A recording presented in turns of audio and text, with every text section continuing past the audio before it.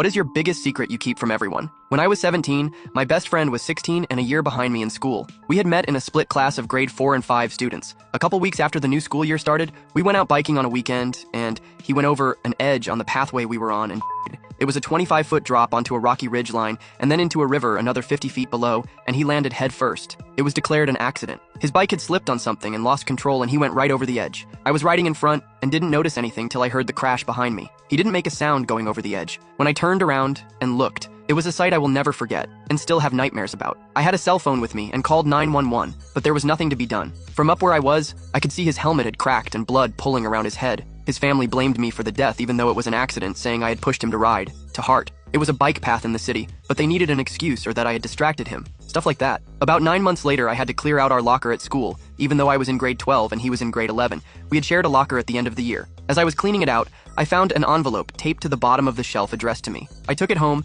and it was more than a month before I could open it. I didn't read it until 2 days after my 18th birthday. And when I did, it turned out to be a suicide note. He'd written the Friday before the accident, he'd laid it all out, including the exact details of how he planned to do it, the bend in the pathway with no guardrail and why he was doing it. It's been almost 8 years since I opened that note, and I've only told one lawyer who I contacted about whether I had to turn the note over to the cops. He said no, and gave me a written explanation to keep explaining why I didn't have to. I also told a counselor a couple years later, the note and the explanation from the lawyer are locked away in a box. I can't bring myself to get rid of them to this day. His family still blames me for his death, but I won't tell them the truth. Their religious beliefs would make it unbearable for them to hear.